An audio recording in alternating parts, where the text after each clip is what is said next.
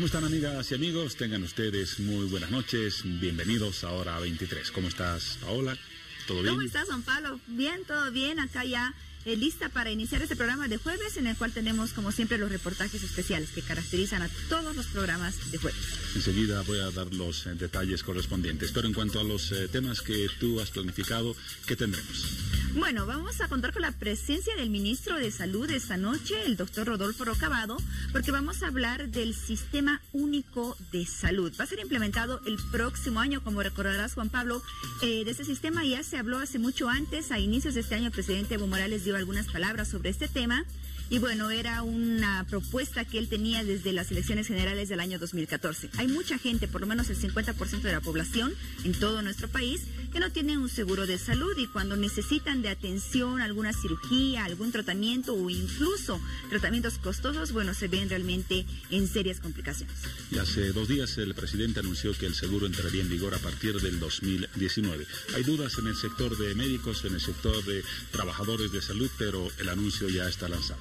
Así es, esta noche vamos a conocer más detalles respecto a este tema para que así todos estén bien informados. ¿Algo más antes de que anuncie el tema que me corresponde? Sí, tengo un tema más que está relacionado con las vías de acceso al estadio. Bueno, muchas de ellas van a ser cerradas desde el próximo lunes.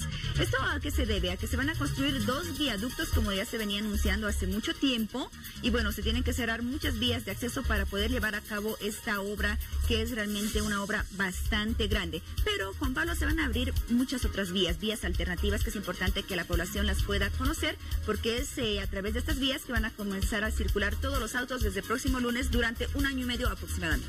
Y estamos viendo en imagen lo que será el viaducto cuando esté concluido. Se habla, entiendo, de 18 meses o algo más para la finalización de la obra.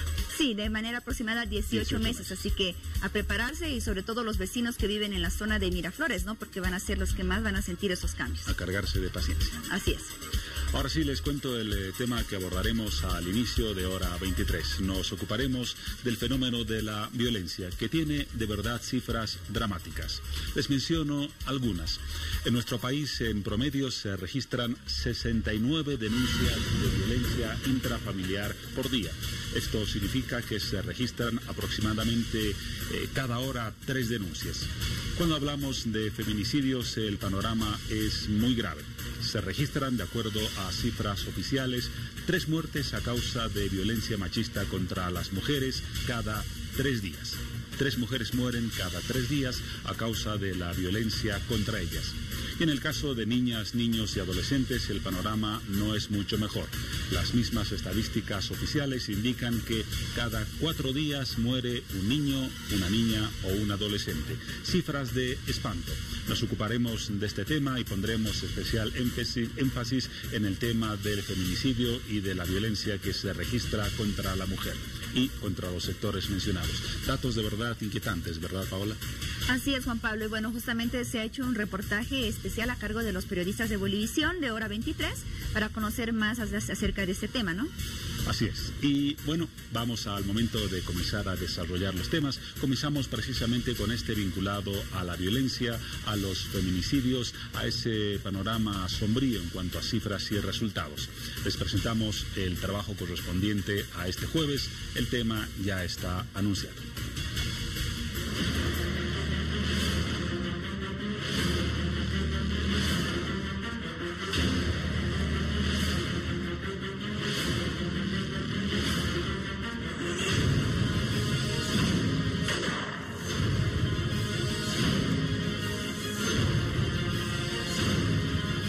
El término feminicidio hace referencia a un tipo de homicidio específico en el que un varón asesina a una mujer. Las cifras expresan que Bolivia es el segundo país de Sudamérica con mayor número per cápita de feminicidios y uno de los más altos del mundo. Pero detrás de las cifras están los rostros, las sonrisas y las vidas. El accionar de agresión en su máxima magnitud, en el que el hombre se arroga el derecho no solamente de violentar física, sexual o de repente económicamente a su pareja, sino además de despojarle la vida. Nuestro servicio, el Servicio Legal Integral Municipal, trabaja bajo el amparo de la Ley 348. Esta ley ha establecido 16 formas de violencia. Dentro de una de las formas de violencia está la violencia feminicida, que consiste en atentar contra el derecho a la vida y buscar la muerte de una mujer por el solo hecho de ser mujer. Es decir, entramos a un nivel de violencia donde prevalece el exceso, la irracionalidad, y en el marco del machismo como expresión del patriarcalismo, muchos varones carentes de conciencia, carentes de moral, se toman la libertad de quitar la vida a sus parejas o eventuales parejas. El homicidio actualmente está tipificado en el Código Penal. Es un delito que está con 30 años de presidio sin derecho a indulto. Según un reporte de la Fuerza Especial de Lucha contra la Violencia en nuestro país, se reportan cada 56 horas un hecho de feminicidio, tomando en cuenta las ciudades de La Paz, Cochabamba y Santa Cruz, o sea, el eje troncal. No debemos olvidar la ciudad del Alto, donde se registraron en estos últimos años varios hechos de violencia en contra de las mujeres. Pero la pregunta es, ¿cuáles serían las causas o factores que provocaría que se cometan en muchas ocasiones un feminicidio? Hay que pensar que debe haber algún móvil más o menos común o general. El principal es que la persona que ejerce la agresión o la violencia ha de tener un poco de falta de autocontrol. Se debe perder el control muy fácilmente. La no comprensión plena entre la pareja, que genera inestabilidad, que genera conflictos, la falta de reales vínculos de afecto, cariño, amor, respeto. Debe tener un sistema moral en déficit, es decir, su sistema moral no debe ser tan fuerte. Cuando una persona tiene un sistema moral muy fuerte, no le permite hacer ciertas cosas. De repente quisiera darle un golpe a la mujer, pero su sistema moral le detiene. Una persona que tiene un sistema moral en déficit va a poder agredir y dañar más fácilmente. Cometer este tipo de delitos es el detonante del alcohol.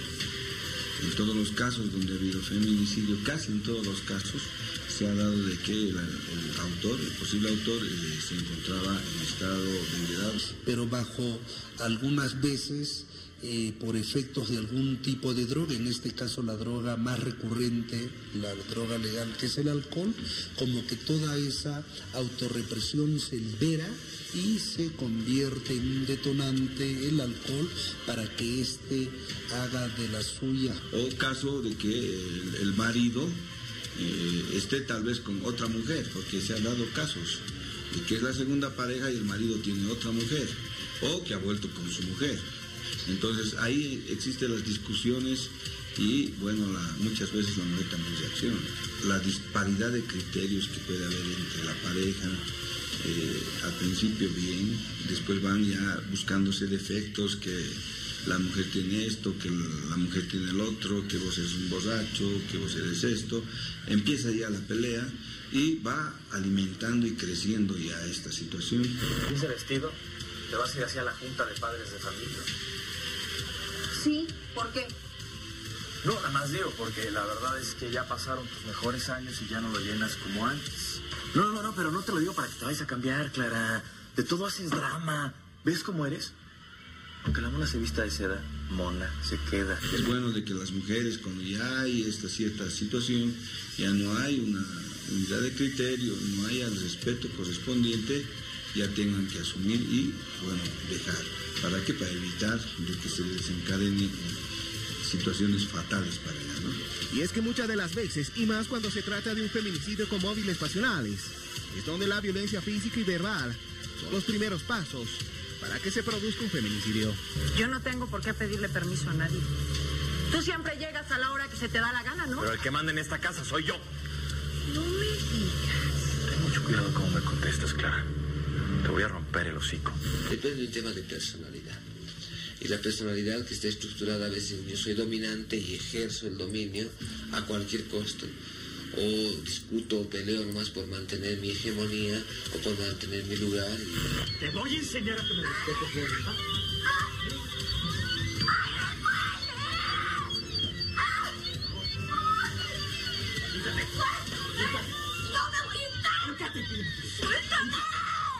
O sea, la mujer depende del hombre económicamente, entonces el hombre cree que puede tratarla como un objeto. Siempre el consumo de alcohol empeora las peleas, las situaciones. El odio, la ira y la misoginia, el machismo. Sobre todo el machismo. Existen muchos casos en nuestro país. El de Rebeca es un claro ejemplo. Escúchela. Ella tuvo que soportar malos tratos y hasta fuertes golpes en manos de su pareja. Son casi 10 años de relación, han sido casi 10 años de relación, en los cuales he ido viviendo muchos actos de violencia, ¿no? En el 2009 me agredió en plena calle, donde también intentó desfigurarme la cara. En esa fecha me dieron 10 días de impedimento. Tengo otro médico forense que es del 2013, donde son 9 días de impedimento. La vida conyugal se convertía en una pesadilla. Poco a poco el amor dejó de ser importante, dando paso al miedo, a las amenazas y a la violencia. Después de todo, el año pasado, ya el 16 de agosto, él me agredió brutalmente delante de mis pequeños. Me fracturó la muñeca, donde me dieron 30 días de impedimento. Lastimosamente, desde esa vez yo he ido buscando justicia. Tengo que escapar de allá de Cobija, donde no podía estar, no tenía dinero, no tenía las posibilidades de permanecer allá. Y estaba con mis 2 pequeños sola. Aparte de ello, él me quería matar. Varias veces me apuntó con el arma, ese día me agarró con el estilete en el cuello.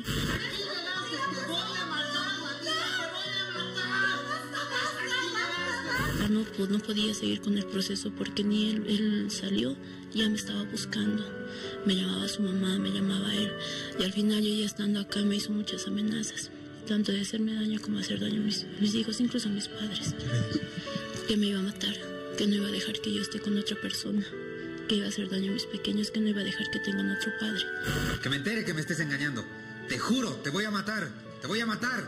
Los celos son un detonante muy fuerte y tiene una doble vertiente, porque los celos puede ser que estén motivados, que otra persona esté haciendo algo tal que yo empiece a sentirme celoso y empiece a enojarme, y puede ser inmotivado, pues incluso no esté haciendo nada, pero tengo un grado de celos delirantes que yo me imagino, y basta con mi imaginación para creer que eso es verdad y agredir al otro. También está presente a veces una fuerte dosis de individualismo en el varón, que no tiene seguridad del amor de su pareja, de lo que podría ser pues no solo el amor, sino su dedicación, y como que eso le genera inseguridad, le genera celos, que muchas veces se lo guarda, termina autorreprimiéndose. Pero las estadísticas son claras y no mienten, las mismas que reflejan un alto índice de feminicidios, no solo en nuestro país, sino en toda la región. Para las mujeres en el Perú, Lima sigue siendo, y muchas capitales de nuestro país, lugares peligrosos para vivir, y a las mujeres las siguen matando. Y mire, a más de un mes de la desaparición y asesinato de la joven Mara Castilla en Puebla. Araceli Fulles salió de su casa el 1 de abril para ir a comer un asado con amigos. Lo hizo, a las 2 de la mañana se retiró, pero nunca más iba a volver a su casa con vida. El Ministerio Público, un promedio de 11 feminicidios ocurren al mes en nuestro país. En Guerrero, autoridades encontraron los restos de una mujer desaparecida desde el pasado 13 de enero. El padre de sus hijos es el presunto responsable. No me hice ver médico forense, fui al IDIF varias veces. Yo andaba con mi mano fracturada. Del 2009, con 10 días de impedimento. Del 2013, con 9 días de impedimento. Del 2017, 4 días de impedimento. 2017, nuevamente, con 4 días de impedimento. Esta es con la que también tengo los 30 días de impedimento. Siempre he tratado de utilizarme psicológicamente por medio de mis hijos. Me decía que él quería ser buen padre, que él quería sanar todo el daño que nos había hecho, que él quería en realidad formar un hogar, que estar con nosotros, que él quería darle a mis hijos lo que tal vez él no había tenido. El respetar su vida, el respetar su dignidad, el respetarlo como ser humano, que son cosas que actualmente no vemos. Cuando hay esta forma de violencia en la familia, porque es el seno donde generalmente ocurre, vemos cómo no se respeta al niño, no se respeta a la mujer, no se respeta al adolescente. Lastimosamente yo siempre he accedido a eso porque pensé que tal vez uno por ser padre va a proteger a sus pequeños, pero lastimosamente ha sido la persona que más los ha dañado a ellos y a mi persona. Y de esa manera él siempre ha ido manipulándome psicológicamente, ¿verdad? Las agresiones llegan muchas de las veces a ser tan recurrentes que los golpes y la violencia no cesan, dejando la mayoría de las veces marcas y secuelas, no solo psicológicas sino físicas. Lastimosamente la violencia psicológica para muchas de nuestras mujeres no existe o lo ven como un cotidiano, pero no saben de que muchas veces es el paso de una violencia psicológica, una violencia física, y Dios nos libre, pero incluso hasta un feminicidio.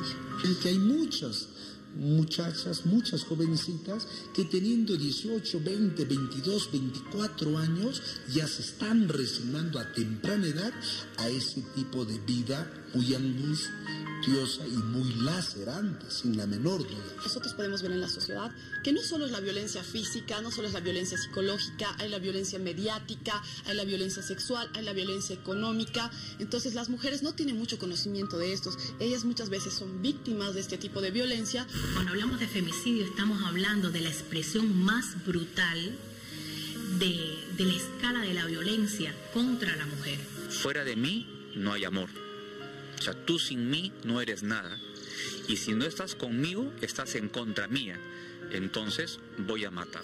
Por otro lado, las edades de vulneración hacia las mujeres varían según el sistema estructural social y la cultura de cada lugar. Parece ser más prevalente en adolescentes entre los 16, 18, 20, 22 años, y esto por la inexperiencia de vida.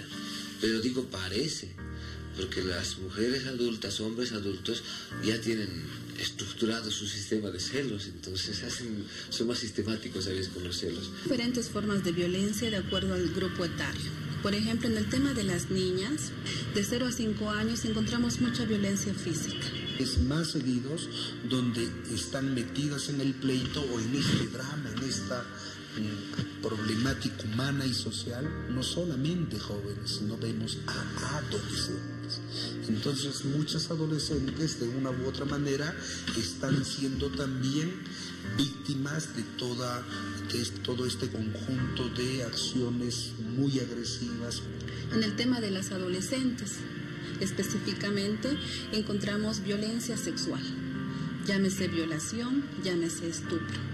Entonces encontramos, de acuerdo a las edades o a los rangos etarios, diferentes formas de violencia a estos grupos vulnerables. Pero ¿cómo reconocer a un posible feminicida? ¿Cuál es la actitud que adopta ante ciertas circunstancias? ¿O cuáles son sus reacciones? Primero puede ser un insulto, puede ser una humillación donde degradan al ser humano. Posteriormente ya viene el golpe. Después del golpe puede venir que se quite la vida a una persona. A veces primero te dan un empujón, te gritan, te empiezan a agarrar del brazo o te tratan mal. Y esto va en progreso que hasta puede llegar a causar la muerte. Entonces una mujer tiene que darse cuenta en qué momento está siendo víctima de violencia, denunciar y parar estos hechos. Y el único que hacía era celularme, tenía que llamarlo me llamaba cada 15 minutos, tenía que mandarle cada 15 minutos. Si yo salía a la tienda para eso era pecado. Yo no podía ni arreglarme, no podía vestirme, no podía hablar con nadie. No tenía amigos, no tenía ni amigas. No podía porque él siempre me celaba por eso. Siempre han sido por celos y su machismo. Siempre he querido pesar. Yo he sufrido golpes en toda parte de mi cuerpo. En la cabeza, en mis brazos. Por eso le digo, me mordía, me arrancaba de los cabellos, me tiraba al piso, me pateaba, me dejaba sin respiración.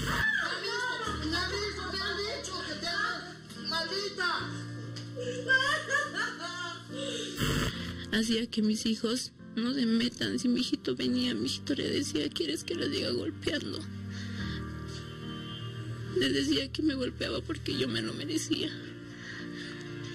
Era psicópata.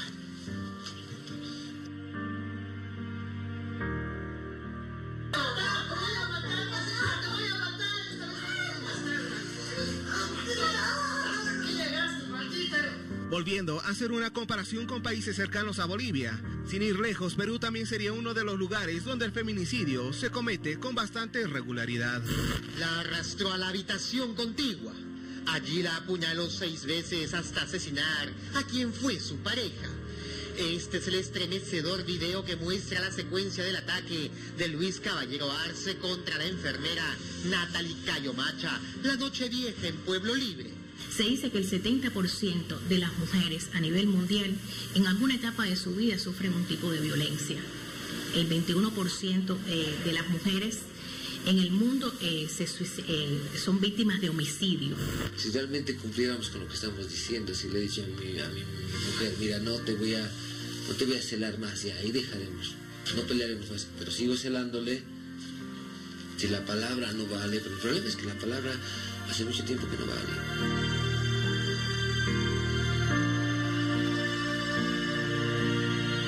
Me celaba demasiado, me pegaba.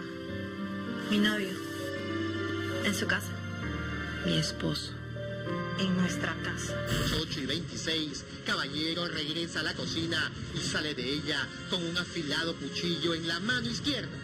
Un arma de 27 centímetros con la que la atacó en el cuello y tórax.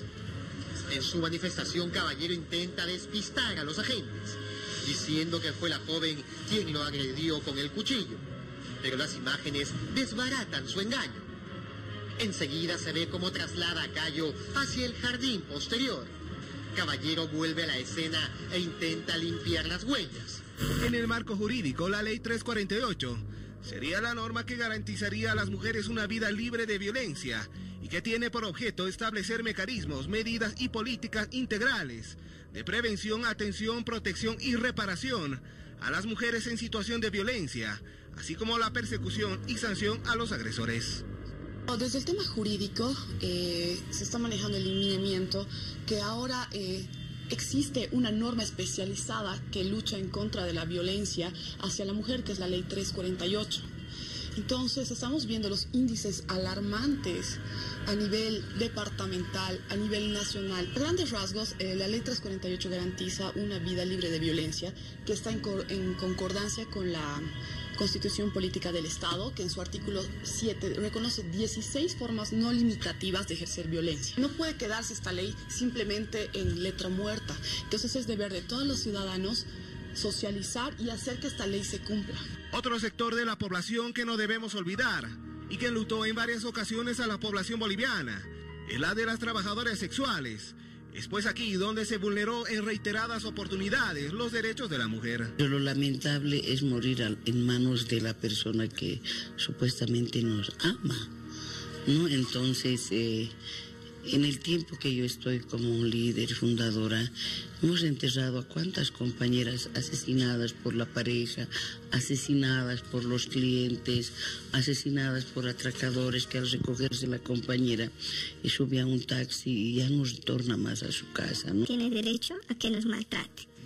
Nadie tiene derecho a abusarnos, nadie tiene derecho a gritarnos, ni mucho menos a pegarnos. Aquí los factores del por qué se cometería este tipo de crimen serían más psicológicos y las personas quienes las cometerían serían entre sus parejas y sus eventuales clientes. Uno de los factores que esta persona esté enamorada de la señorita no la pueda alcanzar, o sea, no le pueda dar la vida que ella quisiera. 1, 2, tal vez la señorita ni la acepta, porque a veces los hombres siempre suelen enamorarse de cosas inalcanzables y cuando no pueden alcanzar algo, ¿qué hacen? Cobardemente actúan y lo único que hacen es matar, esperar, estudiar y coartar. Cuando la señorita está sola, cuando la señorita está más vulnerable en ese momento. Al inicio del 2000 la compañera Allison murió en manos tremendamente de asesinos que hasta el momento no sabemos nada dentro de un alojamiento. Prácticamente a ella no era un asesinato de una persona sino de varias. Prácticamente ella tenía tenía unido ambos, tanto en la parte de atrás como en la parte de adelante tenía prácticamente ya unido. La han quemado con cigarro, le han quitado los pesos. Era tremendo el asesinato de nuestra compañera Allison y le han dejado en una habitación en el alojamiento El Sol. Las historias sobre sus muertes son cada vez más alarmantes y tan dolorosas por la forma de cómo son victimadas por sus propias parejas y clientes. Ella inocente, pensando que era una persona decente, se fue con el cliente. Entonces va a un alojamiento y en los alojamientos realmente no sé si pedirán carnet de identidad, de esos que se alquilan por horitas, ¿no? Desconozco, pero ella logró ingresar, le metió el cliente y pasaron unas horas y el cliente bajó, se fue al joven de la administración, le dice: la señorita se está quedando a descansar porque hemos llegado tarde, está cansada, va a descansar, le dice. Entonces el joven le dice: pero tienen que salir, le dice el del alojamiento, los dos. Entonces le dice: no, papá, sabes que está cansadita, más ratito, pues más le toca y se va a ir, le dice. Abre la puerta, entonces la encuentran a la señorita amarrada de las manos al catre, las piernas abiertas, con un pasador, un guato, ahorcada y una botella agarrado. El tipo había cortado, desconozco cómo habrá metido la botella. Entonces agarró la botella, lo partió y lo metió, lo introdujo a la vagina de la señorita. Entonces la señorita murió por estrangulamiento y murió por desangramiento. Yo te voy a decir, a mí me han puesto hace muchos años atrás el revólver a la cabeza. Gracias a Dios he salido ese momento de si no era el carácter fuerte que tenía y bueno, tantos años yo sé defenderme ya. Parece que tienen un trauma o se acuerdan de la violencia que han sufrido, que todos tenemos traumas, pero no por ese hecho vamos a ir a quitar la vida de otras personas, ¿no?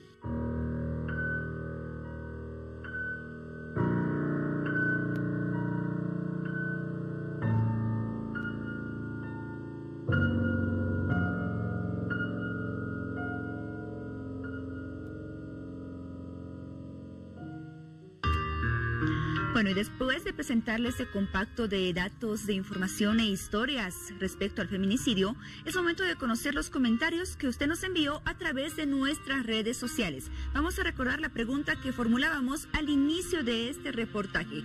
¿Cuál cree que es la causa principal para que un hombre cometa feminicidio? Nos escribe Abel Cabero Rodríguez y nos dice: la mayor causa es el alcoholismo y falta de autocontrol y autoestima.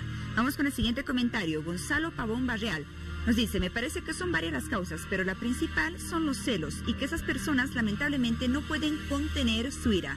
Misael Bata nos dice: celos y exceso de alcohol en su mayoría son los causantes del feminicidio. También nos escribe Carlos Vargas y nos dice: pueden ser varios factores: celos, el consumo de alcohol, drogas, infidelidad. Todas estas cosas vienen juntas, pero también hoy en día las mujeres quieren liberarse de ese machismo extremo y cuando quieren defenderse y hablar de igual a igual con la pareja solo reciben golpes, porque el hombre machista no soporta que se le contradiga. Siguiente comentario, Necalín nos escribe y nos dice: el machismo. Eli Tola también nos escribe esta noche y nos dice: las leyes. Israel Ramos Quispe, por traición o por drogas.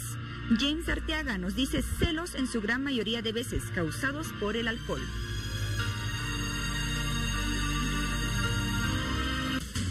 (23:22). Comentarios los que conocíamos hace instantes a raíz del reportaje que les presentamos hace minutos. Destacamos el trabajo periodístico de nuestro compañero César Pardo y el trabajo en cámaras y edición de Reinaldo Peralta. El tema de la violencia. Recordamos que en el país está vigente una norma, la Ley 348, que identifica 16 tipos de violencia contra la mujer.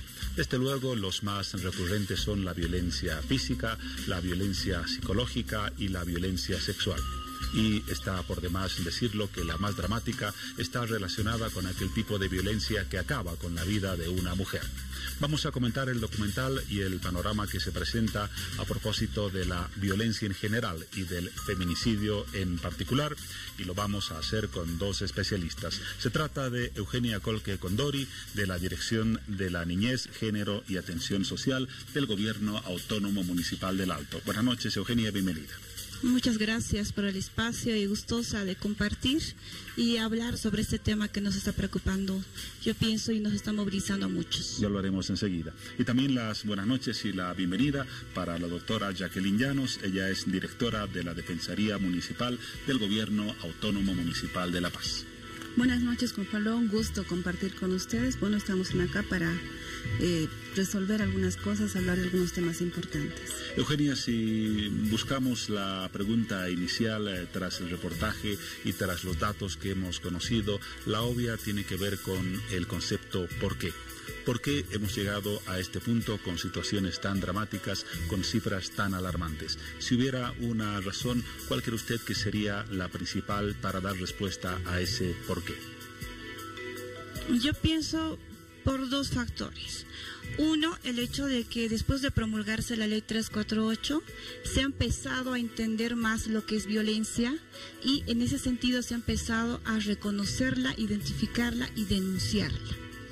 Por otro lado, pienso también que tiene que ver por las situaciones de desigualdad en la que se encuentran mujeres y hombres, en la que a veces genera y desata situaciones de violencia, que el entorno lo reconoce y que también lo está empezando a denunciar. Esa es la razón principal identificada. En su caso, ¿cuál es su visión respecto a esa pregunta? ¿Por qué estamos donde estamos cuando hablamos de violencia? Creo que hemos perdido el valor y el respeto que se tiene que tener a la vida de un ser humano. Creo que la familia ha perdido ese rol importante que es de crear y generar en las personas el amor hacia la vida del otro ser humano, generar respeto, educación. Son cosas que nosotros como Defensoría vemos con los hechos de violencia, no solamente hacia las mujeres mayores, a niñas, adolescentes. Vemos a diario muchas formas de violencia y los primeros que generan la violencia lastimosamente son el padre, madre, hermano, esposo, cónyuge. Entonces es para nosotros bastante alarmante esos niveles de violencia. Ahora, Eugenia, en el país se han aprobado varias normas. La principal la hemos mencionado, la ley 348. Existen otras complementarias. Hay muchas instituciones que trabajan para frenar el fenómeno de la violencia, pero las estadísticas nos dicen que el fenómeno está lejos de reducirse. Las cifras van en aumento. ¿Por qué? Volvemos otra vez con ese término. Es cierto, van en aumento. De hecho, en marzo ya teníamos un indicador que nos ponía La Paz, Cochabamba y Santa Cruz como los 3 departamentos que estarían presentando más casos. Ya a junio el Ministerio Público ha hecho conocer también las cifras. Sin embargo, muy aparte de estas cifras, tenemos también la cifra muerta que le denomina, en el sentido de que fueran los casos de violencia que no se han llegado a denunciar. Entonces, esta situación indudablemente va a hacer que los casos se vayan registrando en la policía, en la FELCB, en la fiscalía y obviamente en nuestros espacios municipales como son los SLIMs, pero eso se va a deber al mismo hecho, pienso, de que estamos, por un lado, lo decía bien la representante del municipio de La Paz, quizá desnaturalizando esta situación, pero por otro lado también nos estaría haciendo entender a muchos, no solamente los que trabajamos en temas de violencia, sino al resto, que existen 16 tipos de violencia reconocidas en la ley 348, que más allá de las 3 que tú señalabas, también existe, por ejemplo, la violencia mediática, que de pronto estaría también muy detrás, y la violencia simbólica, que estaría de pronto reproduciéndola sin que nosotros nos fuéramos dando cuenta. Ahora, Jacqueline, la normativa es suficiente, necesita ajustes, complementaciones. En su momento se dijo que la ley 348 podía ser el punto de base para comenzar a resolver el problema. Han pasado varios años, no lo ha hecho. ¿Qué ajustes se necesitan en la parte normativa específicamente? Evidentemente son 5 años ya de vigencia de esta ley. Se ha dejado de lado la prevención, considero yo. La norma sanciona con tipos penales el feminicidio, la violencia intrafamiliar, pero hay que trabajar mucho en prevención. Y eso se ha dejado de lado. Tampoco se ha socializado de una forma correcta esta ley en su momento.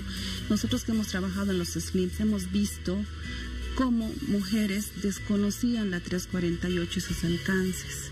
Entonces es importante trabajar en la prevención desde la familia, desde la comunidad, desde un nivel estatal. Hay que ver el tema sobre todo de la violencia. El tema de la prevención. Eugenia, ¿estamos haciendo lo suficiente como sociedad para facilitar a las mujeres, a los niños, a las niñas y a los adolescentes condiciones sanas de formular su denuncia contra la violencia? Usted mencionaba que los casos pueden ser mayores porque en muchas ocasiones las víctimas no se animan a denunciar. Hay quejas de que la policía no da un buen trato cuando se va a formular una denuncia de violencia, que se pasa casi por una segunda tortura cuando se llega a la Fuerza Especial de Lucha contra la Violencia. En este aspecto, ¿qué está fallando? Lo que mencionas, obviamente es una situación de revictimización donde tenemos, o la víctima en sí tendría que contar de paso la difícil situación por la que ha pasado una y luego otra vez y luego otra vez. Entonces, para evitar todo este tipo de situaciones, todas las instituciones somos llamadas a actuar desde los ámbitos nacional, departamental, municipal, pero lo más importante yo pienso que está en la tarea de ser todos agentes de prevención de situaciones de violencia, y lo vamos a hacer, yo pienso, desde nuestros entornos más cercanos, desde mi trabajo, desde mi familia, en los centros de estudio, en las universidades. Nosotros como Gobierno Autónomo Municipal del Alto contamos con una plataforma de prevención de violencias contra niños, niñas, adolescentes y mujeres como población vulnerable, y realizamos acciones diversas, pero contrariamente y aportando también para que ya no sigan sumándose casos, contamos y hemos conformado un comité interinstitucional de lucha contra la violencia, que en marzo de este año eran 32 instituciones, ONGs, las redes de salud, la FELCB, y ahora ya somos 37 instituciones. Y pienso yo que con estas acciones articuladas vamos a llegar a hacer prevención, vamos a llegar a hacer promoción de derechos, vamos a llegar a hacer en algunos casos también medidas de protección para las mujeres que han sufrido violencia, y en algún sentido también estaríamos aportando así reducir los casos de violencia, pero con un mecanismo más anticipado que es la prevención. Seguramente ese es uno de los puntos claves. Ahora, Jacqueline, hemos diagnosticado la situación, lo poco o lo mucho que se ha hecho en algunos sentidos, pero creo que donde seguimos fallando es en la base del fenómeno. Una insuficiente formación educativa, costumbres sociales, una inadecuada formación de valores en la familia. ¿Son estos algunos de los elementos que se encuentran en la raíz también de este problema? Sí, efectivamente, como lo señalas, Juan Pablo, es así. Lastimosamente, cuando una mujer se anima a denunciar, es cuestionada por todos. Es cuestionada por la familia. Cuando va a una institución a poner la denuncia, le dicen qué va a suceder con tu esposo, qué va a suceder con tus hijos. ¿Has pensado bien en poner la denuncia? ¿Has visto las consecuencias? Entonces, todo ese camino que una mujer ha recorrido al momento de animarse a poner una denuncia, muchas veces no recibe la respuesta de la institución, ¿no? Entonces las mujeres lo que hacen es nuevamente volver a la situación de violencia. Lastimosamente muchas mujeres son tomadas como objeto. Cuando veíamos el reportaje escuchaba, ¿no?, que decían que lastimosamente las mujeres son objetos. Sí, es así. Muchas veces trabajan contra su autoestima, las devalúan, ellas ya no se consideran seres capaces para poder afrontar diferentes situaciones, y eso genera de que se acostumbren a vivir en situación de violencia. Justamente hoy, a propósito del tema que comentamos, la Fiscalía General del Estado publicó en su cuenta en Twitter datos actualizados sobre el número de feminicidios en Bolivia, que, ya lo apuntamos, es el caso más extremo de violencia contra la mujer. Y las cifras de ese informe dicen que en lo que va del año, en los primeros 8 meses, se han registrado 76 feminicidios en Bolivia. Las ciudades con más casos, Santa Cruz con 17, lo mismo que el caso de La Paz, aunque con uno menos, 16. Y lo preocupante, el dato de las anteriores gestiones. Los casos están en aumento. La Fiscalía ha registrado los siguientes datos: 26 casos el 2013, 71 el 2014, 110 el 2015, 111 el 2016 y 109 el 17, un incremento exponencial. En este sentido, Jacqueline, las penas que se estarán otorgando en los casos de violencia y particularmente de feminicidio, ¿serán las suficientes o no están ahuyentando a los violentos a cometer estos delitos? Desde la práctica, Juan Pablo, te hablo como abogada del SLIM porque así he fungido mucho tiempo. Lastimosamente muchos de los procesos de violencia intrafamiliar no llegan a juicios. Las mujeres, antes de concluir el proceso, desisten porque es un sistema con mucha burocracia, con mucha carga. El tema de que no haya juzgados especializados específicamente en tema de violencia intrafamiliar, porque actualmente son juzgados de violencia intrafamiliar y anticorrupción. Entonces muchas veces las audiencias se suspenden, los fiscales también tienen sobrecarga laboral. Entonces todo eso genera de que una mujer que se ha animado a denunciar, ha recurrido a la justicia como un modo de resolver su situación de violencia, termine haciendo el abandono de las denuncias. Algún momento nos han dicho los de la FELCB, evidentemente hay un alto número de violencia intrafamiliar denunciada, pero muchos de estos casos no llegan a un buen puerto. Tocamos algún tema vinculado al fenómeno en general y encontramos problemas. En la justicia hay problemas, en la policía, en la familia, en la propia sociedad, en la concepción educativa. Eugenia, ustedes que tienen contacto diario con las personas que denuncian hechos de violencia, ya lo mencionaba, la mayor parte de ellos se registran, aunque parezca curioso, en el seno de la propia familia. ¿Qué le puede decir a la familia donde todavía no se han registrado hechos de violencia? ¿Qué se puede hacer para evitar que ese mal esté presente en esas células que todavía no están contaminadas con este fenómeno tan crítico? Una pregunta muy interesante, Juan Carlos, y yo pienso que es la pregunta y la respuesta quizás más esperanzadora y positiva. Pienso que en las familias donde todavía no se han registrado situaciones de violencia, maltrato contra algún integrante que pueden ser sus hijos, como puede ser la esposa, estaríamos de pronto aportando y garantizando que los hijos de esa familia tampoco se constituyan en futuros agresores, por un lado. Y por otro lado, también estaríamos haciendo notar esa paternidad y esa maternidad responsable para el cuidado de los niños. Porque no nos olvidemos que detrás de una situación de violencia o de feminicidio como un extremo terrible, quedan las víctimas. Y a veces decimos erróneamente la víctima ha sido la señora. No, la víctima son los hijos. Es la familia que queda una vez que termina la vida de una mujer. Entonces, en el sentido de que nosotros ahora nos están escuchando, seguramente algunas mamás, papás o parejas de enamorados, el hecho mismo de conversar o del manejo y control de la ira, que alguna vez en alguna oportunidad lo hemos desarrollado, o el mismo hecho de que entre hombres entendamos que el problema del machismo como una estructura mental y de comportamientos se puede deconstruir y que nosotros también podemos tener una figura de ser hombre muy diferente a la que constituiría tener como propiedad a una mujer, sino tener a una esposa, a una pareja a quien debemos cuidar, debemos amar, como lo hemos dicho en un principio. Yo pienso que estaríamos teniendo una posición de cambiar esta situación en nuestro entorno familiar, con nuestra pareja, con nuestra relación sentimental de enamorados, porque también ahí se registran situaciones de control. Antes quizás era ¿dónde estabas? Pero ahora puede ser el celular. Mándame una fotografía de dónde estás. Entonces imagínate el nivel en el que también podemos generar esa dependencia emocional que puede tornarse enfermiza cuando busca controlar a la otra persona.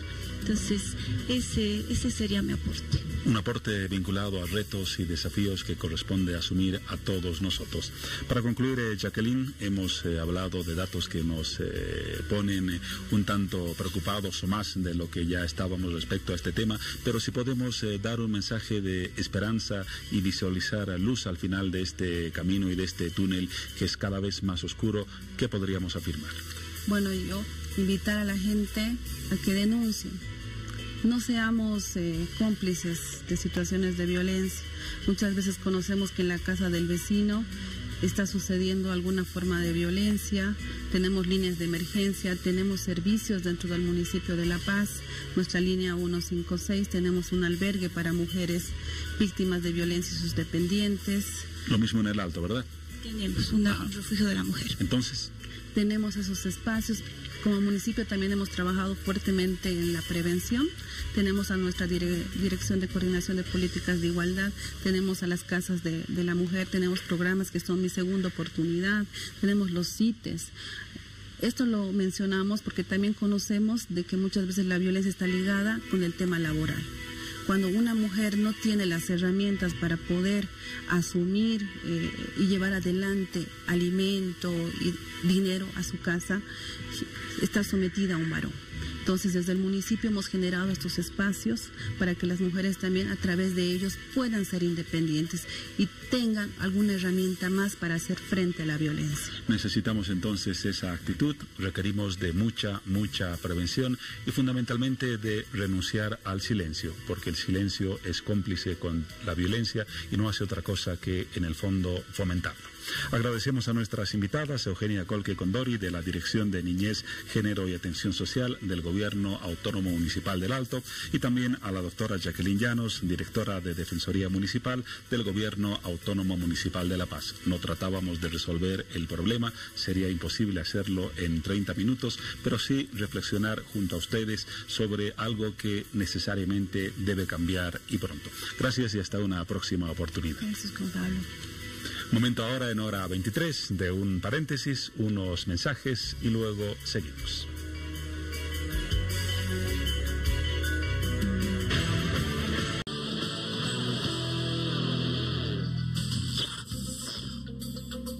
Bueno, iniciamos un nuevo bloque de hora 23 y hablamos del seguro universal único de salud que se implementará el próximo año. Recordemos que a inicios de este año el presidente Evo Morales ya habló sobre este tema y es una promesa electoral que el presidente Morales hizo en las elecciones generales del año 2014.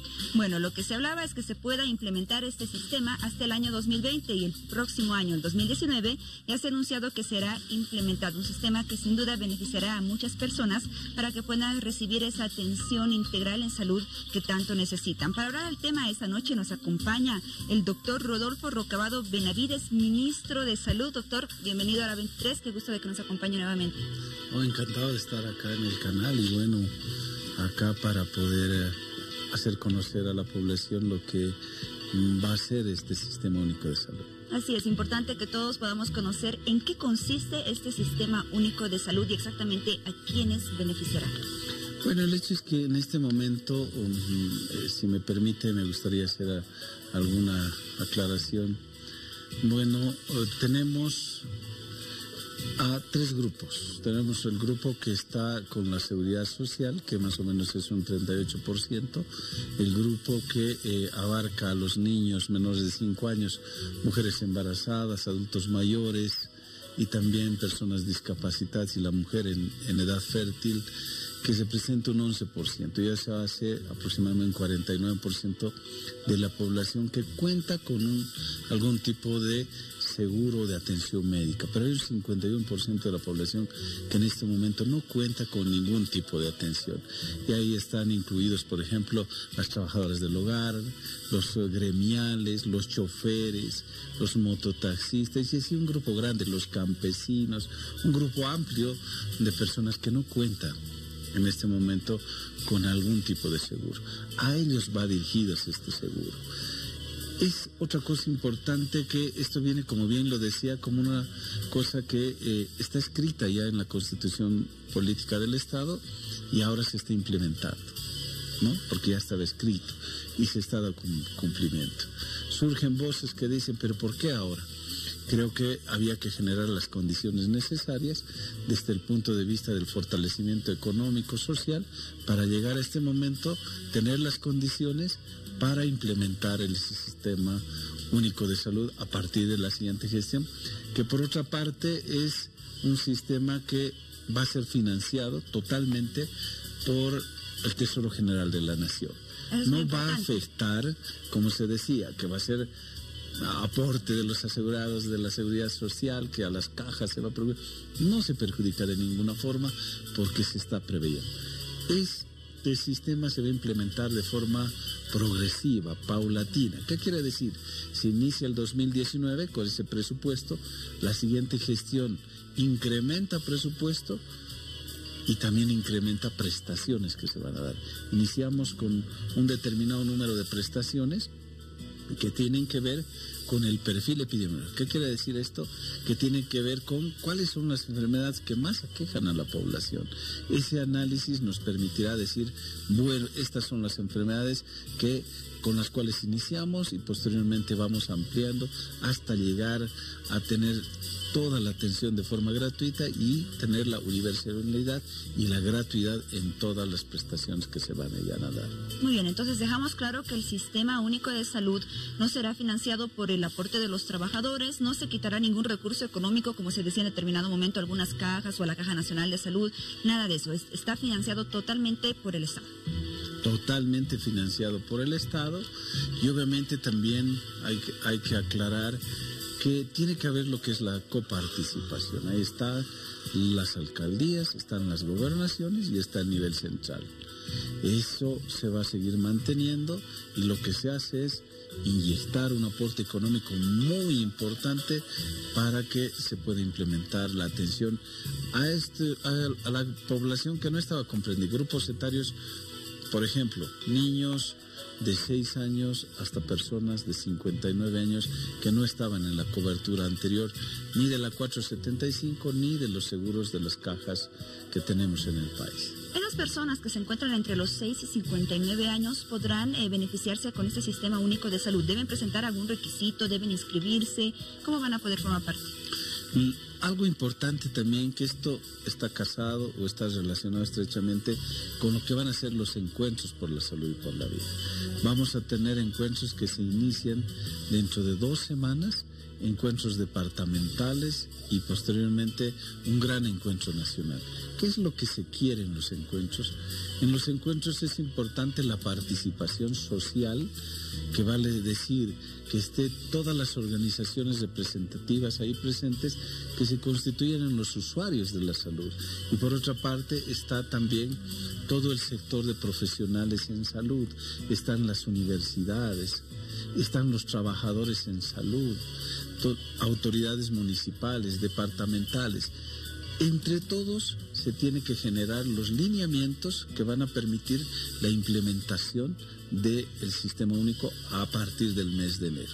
Ahí seguramente se escuchará voces que digan, debería darse un carnet, debería ser la cédula de identidad. Entonces es importante la participación porque vamos a tener la visión del que oferta el servicio, que es el profesional en salud, y el que ve cómo está su establecimiento, cómo está su hospital, qué debería mejorar, algún aspecto.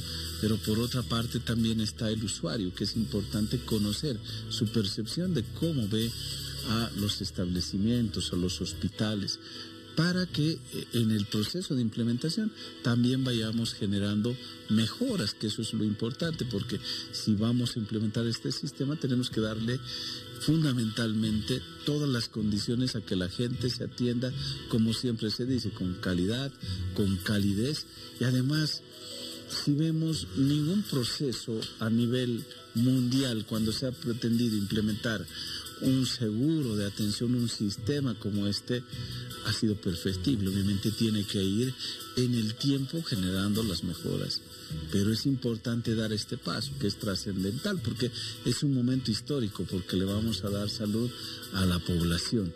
Esa persona que hoy, por falta de dinero, no puede realizar una consulta, mucho menos pensar en un tratamiento, en comprar los medicamentos, y mucho menos en hacerse una cirugía, que como usted conoce tiene que estar en los canales pidiendo apoyo, viendo el llanto, sufriendo, hablando por su padre, hablando por su hijo. Es algo que sensibiliza, y ahí viene la respuesta. Esa gente va a poder ser atendida de forma gratuita en los 3 niveles de atención: primero, segundo y tercer nivel de atención.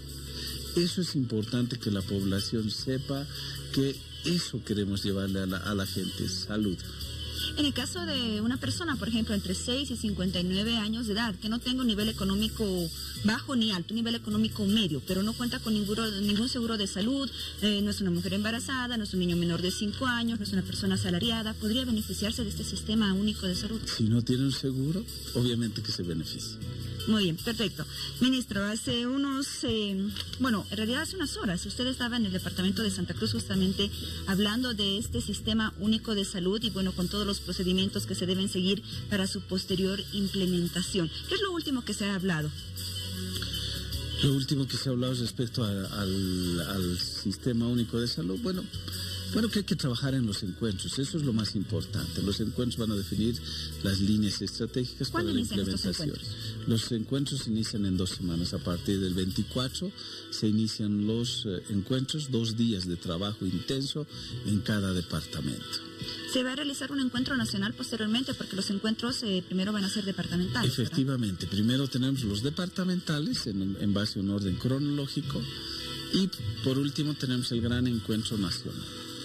Muy bien, perfecto. Entonces, primero inician los encuentros departamentales y posteriormente se llevará a cabo un encuentro nacional para ya definir todos los últimos detalles acerca de la implementación del sistema único de salud. Aproximadamente, ¿cuánto es el financiamiento que se requiere para implementar este sistema único de salud? Bueno, el Estado está aportando, el gobierno nacional está aportando con $200 millones. Pero es importante también saber que en este momento, por la ley 475 y la coparticipación, se tiene $209 millones.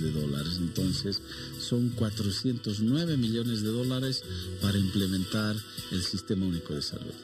¿Otros países de la región, ministro, que cuentan con un sistema único de salud? Sí, la Argentina, por ejemplo, tiene Perú, tiene Brasil, tiene Chile, pero que son modelos diferentes, ¿no? Entonces, nosotros, desde el punto de vista social, lo que queremos es que se beneficie principalmente la población más desprotegida del país, la gente pobre, nuestros trabajadores de la calle. Incluso si hablamos del gremio suyo, tenemos los periodistas que son independientes, que no tienen seguro, que también se van a beneficiar de todo esto. Y hay un sinfín de grupos poblacionales que se van a beneficiar. Muy bien, ministro de Salud. Entonces estamos conociendo más acerca de este sistema único universal de salud, que es tan importante conocer acerca de él. Se implementará el próximo año, el 2019. ¿Se tiene más o menos determinado el mes en el cual se va a implementar? A partir del mes de enero. De comienzos de año. Iniciamos la siguiente gestión ya implementando o ya funcionando el sistema único de salud. Muy bien, vamos a estar atentos entonces a las novedades que se presenten y los avances con la implementación de este sistema único universal de salud. Hace unas horas estuvo en Santa Cruz y han tocado otro tema también muy importante, ministro, un tema que ha causado impacto en toda la sociedad acerca de un caso de negligencia médica, como se lo ha afirmado en el Hospital Oncológico de Santa Cruz. Se realizó una extracción equivocada de un riñón a un niño que tenía cáncer, tumor en el otro riñón, un niño de 3 años. ¿Cómo se está procediendo al respecto? ¿De qué forma va a intervenir el Ministerio de Salud? Lo primero es contar con la auditoría médica. Se ha instruido que se lleve a cabo la auditoría médica, que sea en el menor tiempo posible, que sea lo más ágil, para ya contar con un informe que nos permita ver si se ha tratado o no de negligencia. Obviamente aparentemente está, pero obvio bajo lo que es las normas tenemos que tener ese informe legal y en base a eso se tomarán las acciones. Eso es por una parte. Por otra parte, es clave también mencionar que personal del Ministerio en este momento está presente en Santa Cruz para ver que el niño a través del programa de salud renal pueda acceder a la hemodiálisis y también ver la forma que en el menor tiempo posible también cooperar para hacer el trasplante. Asumiría los gastos del trasplante el Ministerio de Salud. El Ministerio de Salud entonces va a ayudar a este niño, va a colaborar en lo que es el trasplante de un riñón para que él pueda sobrevivir, porque actualmente se encuentra en terapia intensiva. Efectivamente, obviamente el niño está en un estado crítico, pero esperemos que con el tratamiento que se le está instaurando, con las hemodiálisis, obviamente el niño vaya mejorando su estado general y se pueda hacer el trasplante en el menor tiempo posible. Usted mencionaba que se realizaría este trasplante en el menor tiempo posible. ¿Cuánto tiempo podría sobrevivir un niño sin ningún riñón en su cuerpo que le ayude al funcionamiento? Eso no es una limitante, porque hoy en día tenemos las máquinas de hemodiálisis. El niño se puede hacer las hemodiálisis de acuerdo a la prescripción médica, de acuerdo al análisis que hagan los médicos especialistas. Entonces, no va a ser una limitante, pero el hecho es que hay que ver el estado general del niño porque tiene otras complicaciones y por otra parte... Es un niño que presentaba un caso de cáncer. Sí, un niño complicado con un cáncer, pero también el hecho de que hay que ver la parte de los donantes, hay que ver la compatibilidad y posteriormente se podrá hacer el trasplante. Muy bien, doctor. Entonces vamos a estar a la espera justamente de que este niño pueda mejorar y bueno, la ayuda pueda llegar a este paciente de la mejor manera y en el menor tiempo posible. El doctor Rodolfo Rocabado Benavides, ministro de Salud, nos acompañó esta noche en Hora 23. Hasta otra oportunidad, ministro. No, muchas gracias pues por el espacio.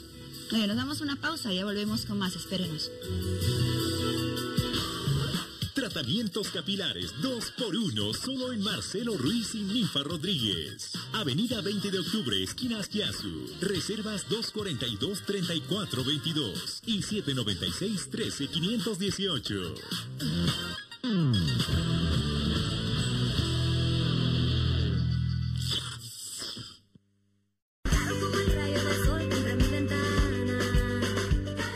Conoceremos cómo controlar el enojo antes de que él nos controle a nosotros. Y en la cocina, nuestro tradicional churraquete. ¡Te lo vas a perder! Si su hijo le dice que es homosexual, un experto nos dará consejos para manejar este tema. Viernes a las 6. Diviértete con nosotros. En Al Día la Revista, por Bolivisión.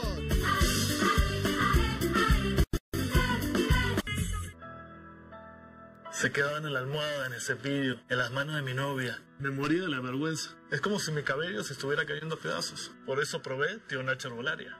Hoy mi cabello se quiebra menos. No sé si será la jalea o las hierbas, pero me está funcionando. Mira, no se rompe. Tío Nacho Herbolaria, el rey de la jalea real. Disfruta de la radio que pasa más música. Vayas donde vayas, las 24 horas. Los 7 días de la semana. RQP 104.5 y 104.7 en toda Bolivia. Y para todo el mundo, rqp.com.bo. Listen to my music on RQP Radio. En todo momento y en cualquier lugar, RQP, la radio que pasa más música. Esta empresa está regulada y fiscalizada por la ATT. Grasa y contaminación es la peor combinación porque se tapan tus poros y te salen granitos con toxinas. Por eso Asepsia incorpora uno de los elementos de la naturaleza que más absorbe la grasa, el carbón. Presentamos el nuevo jabón Asepsia Carbón. La exclusiva fórmula del nuevo jabón Asepsia Carbón se lleva la grasa, mientras remueve toxinas purificando poro a poro, dejando tu piel perfectamente limpia. Tienes que sentirlo. Nuevo jabón Asepsia Carbón. Rápido, Asepsia. Este viernes. Era mi mejor amigo y mi mujer me traicionó con él. Y un día llego, mi mujer se había ido con la niña de meses y con él. ¿Cuál es el propósito del juego? Que se hagan daño, doctora. Pero que hasta lleguen al suicidio. Esa fue la prueba número 13. Me hizo un corte en la nariz. Caso cerrado. Nueva temporada. Las piernas no tienen que ser pesadas. Cremas Goicoechea, un spa para tus piernas. Siente su delicada textura fundirse en tu piel, hidratándola intensamente. Realiza el masaje Goicoechea de abajo hacia arriba en dirección a la circulación y finaliza de arriba hacia abajo activando tus piernas. Sentirás de inmediato sus ingredientes actuar. Ahora siente unas piernas revitalizadas, suaves, ligeras, como nuevas, como si hubieran salido del spa. Prueba las cremas Goicoechea. Hidrata, activa y disfruta.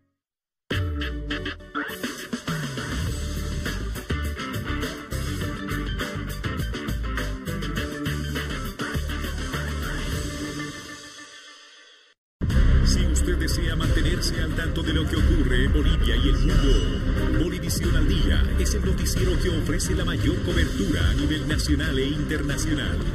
Junto a nuestros aliados de la red de noticias Almavisión, estamos presentes con más de 40 cadenas televisivas distribuidas en toda América Latina y el mundo, convirtiéndonos en la fuerza informativa más poderosa de todo el país. Y nos enlazamos hasta San José de Costa Rica con nuestros aliados de la red de noticias Almavisión. Esta es la información desde San José, Costa Rica, para la red de noticias. Saludos desde Ecuador, soy Ana Bermeo de RTS. Colegas de Noticiero al Día del canal Bolivisión. Desde Todo Noticias Guatemala es un gusto poder saludar a todo el pueblo boliviano. Para el Noticiero al Día de Bolivisión, aquí desde Paraguay. Saludos desde Managua, Nicaragua. Periodistas serios, enviados especiales y todo el acontecer nacional e internacional, todo en un solo noticiero. Estamos viendo Hora 23.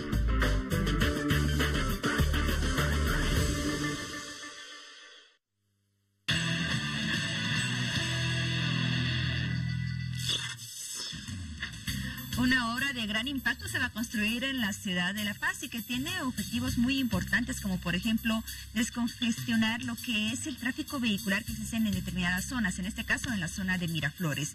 Esta obra va a comenzar a ser realizada ya desde el próximo lunes, pero sin duda los vecinos, por lo menos que viven en la zona de Miraflores, tendrán que incomodarse un poquito en determinadas ocasiones porque existirán muchos cambios que se van a llevar a cabo. Por ejemplo, varias vías que dan acceso al estadio Hernando Siles van a ser cerradas a partir de este lunes por un determinado tiempo. Para conocer más al respecto, esta noche hablamos con el ingeniero Rodrigo Solís, secretario de Infraestructura Pública del Gobierno Autónomo Municipal de La Paz. Ingeniero, bienvenido, qué gusto. Muy buenas noches.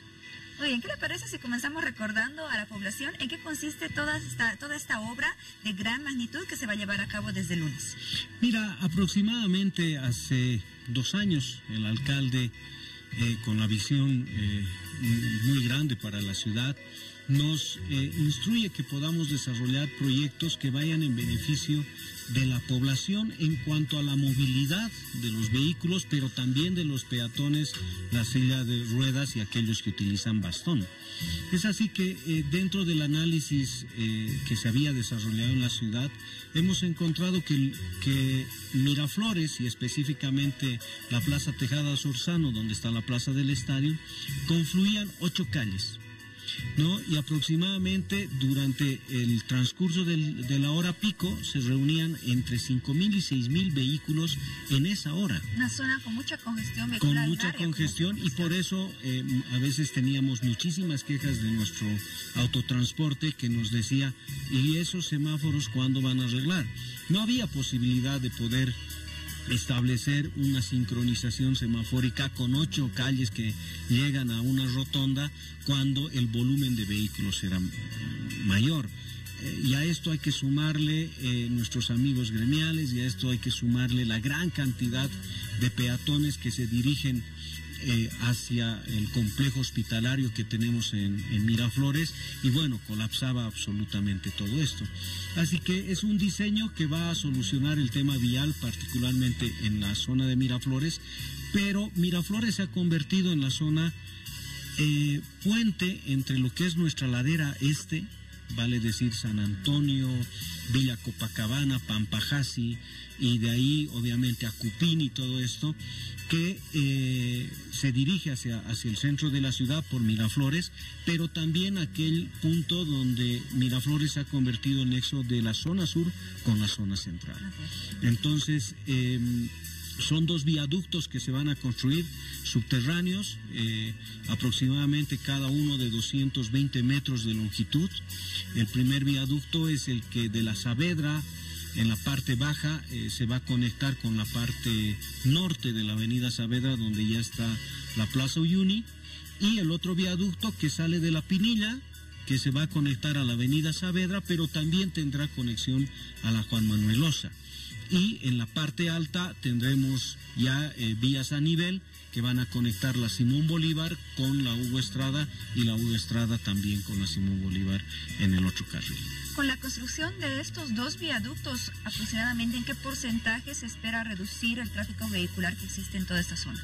Mira, aproximadamente cuando un vehículo estaba en la Díaz Romero y Saavedra, que tenía que llegar a la Plaza Uyuni, aproximadamente tardaba entre 15 a 18 minutos en esta hora pico.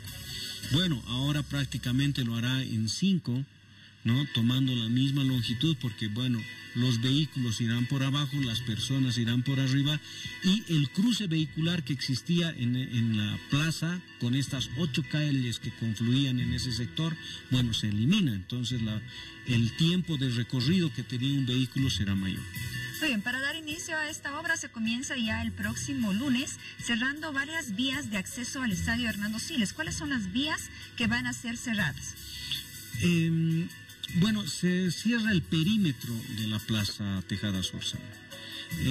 Y este perímetro que conlleva estas 8 calles, pero lo importante, como podemos ver en el plano, es como podemos observar, hay las líneas rojas, las lilas, ¿no es cierto?, y las verdes, que nos van a ayudar a indicar cómo va a ser el flujo.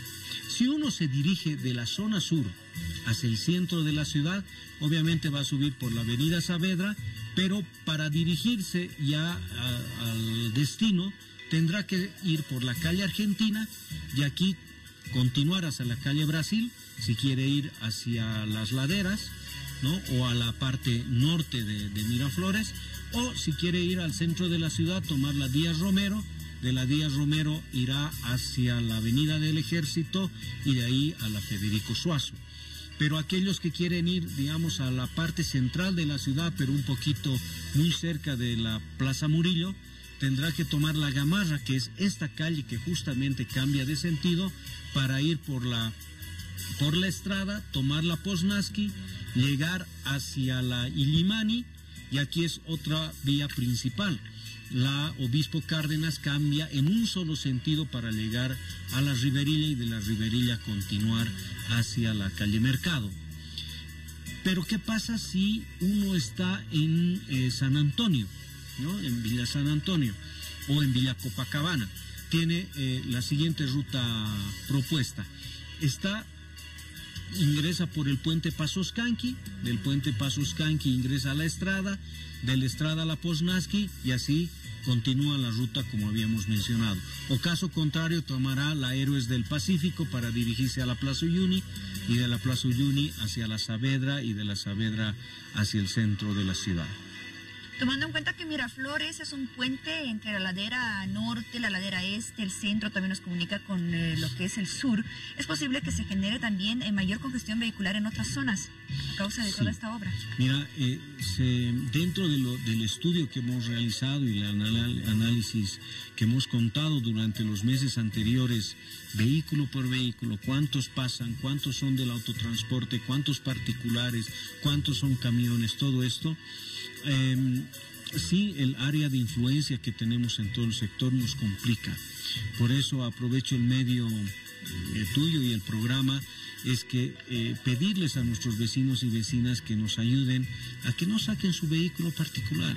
El 80% del parque automotor en este sector es transporte público, por lo tanto está garantizado que la gente pueda llegar, y si no sacamos nuestros vehículos, bueno, ayudará a que el tráfico vehicular sea un poquito más relajado, sabiendo que en esta área de influencia no vamos a permitir el parqueo, más aún en estas vías principales que se convertirán de conexión entre ladera y el centro de la ciudad o zona con otra zona. Así que un poquito de paciencia, no solamente a nuestros vecinos, vecinas de Miraflores, sino a los que diariamente se dirigen a su fuente de trabajo, también a los amigos de choferes, como también a nuestros amigos gremiales, con los cuales hemos tenido reuniones con ellos, tenían algunas observaciones, nos hemos reunido con los choferes también, Díaz Romero, todo está lleno de vehículos.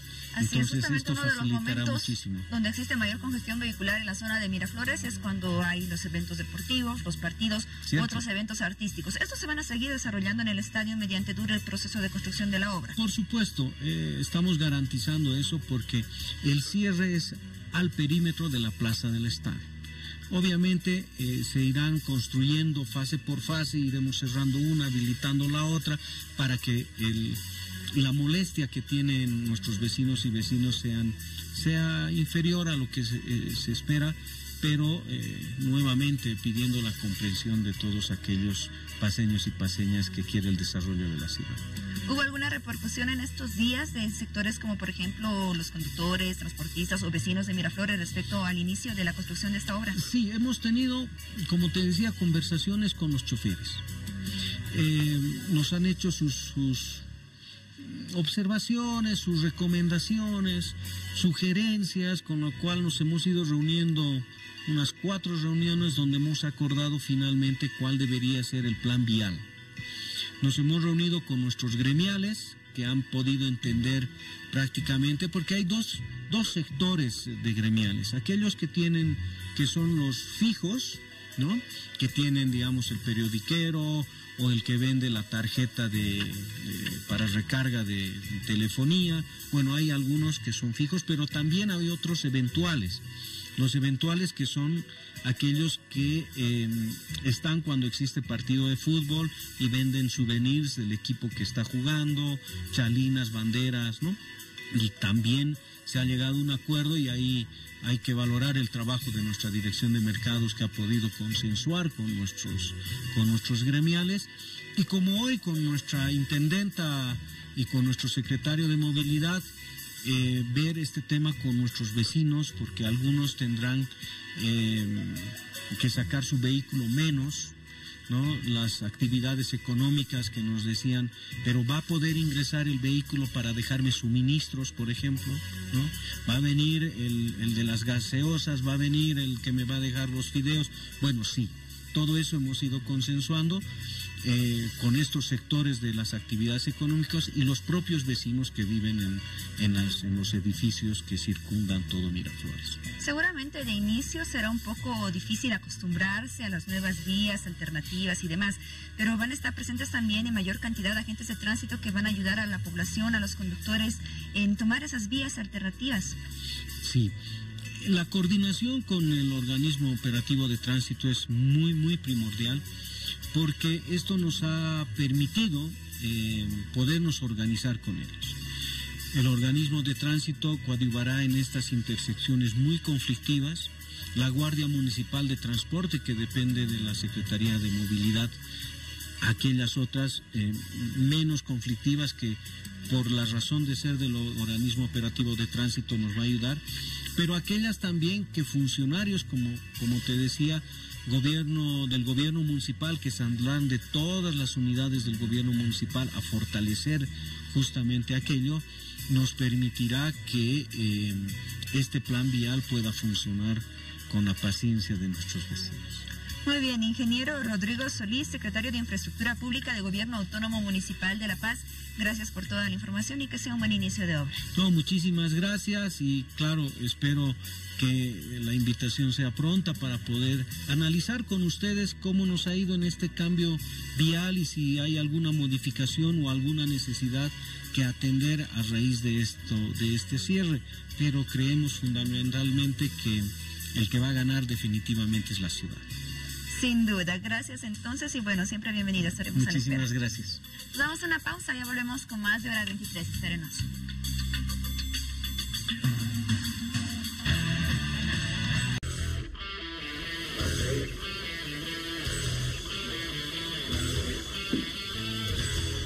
Son las 0 horas con 20 minutos en hora 23, momento de revisar la actualidad en las redes sociales y particularmente en el Twitter. A diferencia de otras jornadas, hemos abarcado varios temas en los tweets que hemos recuperado. Hablamos del tema de ese gravísimo caso en Santa Cruz, un niño que se ha quedado sin riñones, pero también de otros vinculados a la política y, para concluir, uno del deporte.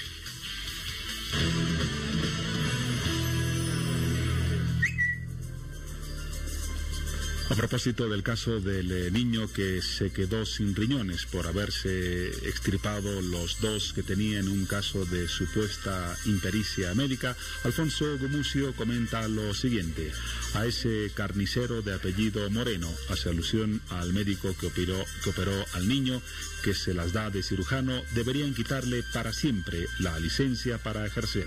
El punto de vista de Alfonso Gumucio sobre ese caso que surgió en Santa Cruz.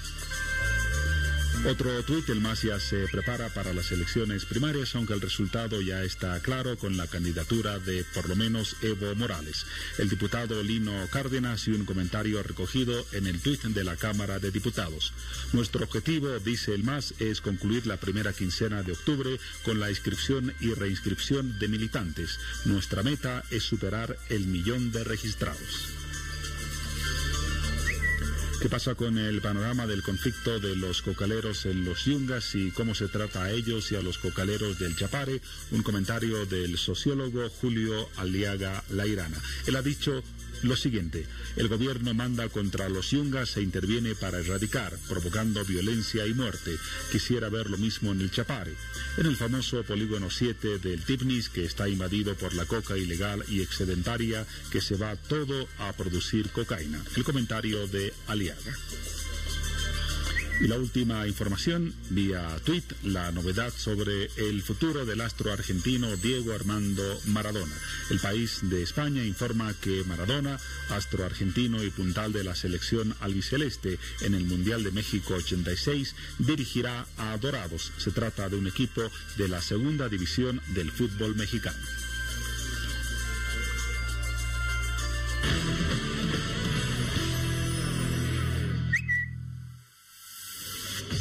Y a propósito de deportes y de fútbol, el último tema que comentábamos en el tuit: en las últimas horas se ha recordado un hecho simbólico en el fútbol que en su tiempo, estamos hablando de hace exactamente 23 años, fue suceso en todo el planeta.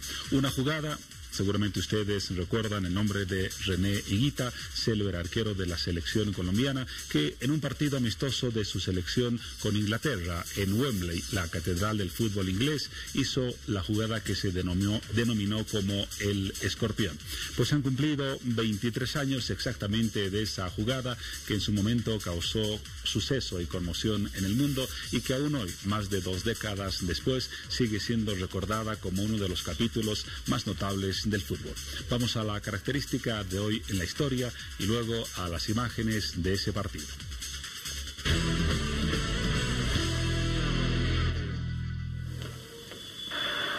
Esta es la transmisión de la televisión inglesa. El partido se jugaba en Londres. Van a ver enseguida el remate del delantero inglés y la reacción de René Higuita. Aquí la jugada. Es el famoso escorpión de Higuita. Luego declararía que no fue una casualidad, llevaba entrenando años para realizar esta jugada, la del escorpión. Y dijo que no se trató de una genialidad, tampoco una irresponsabilidad, sino un gran trabajo. Así lo transmitió la televisión colombiana en su tiempo.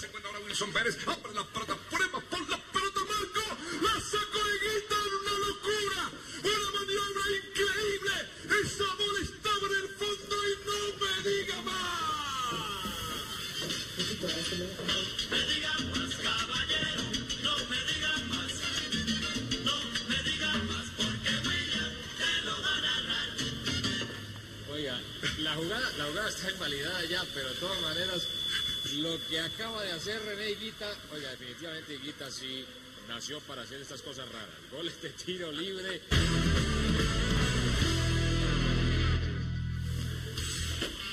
Justamente en estas horas o hace algunas horas se entrevistó a René Higuita sobre el tema para recordar los 23 años de esa jugada y él respondió lo siguiente.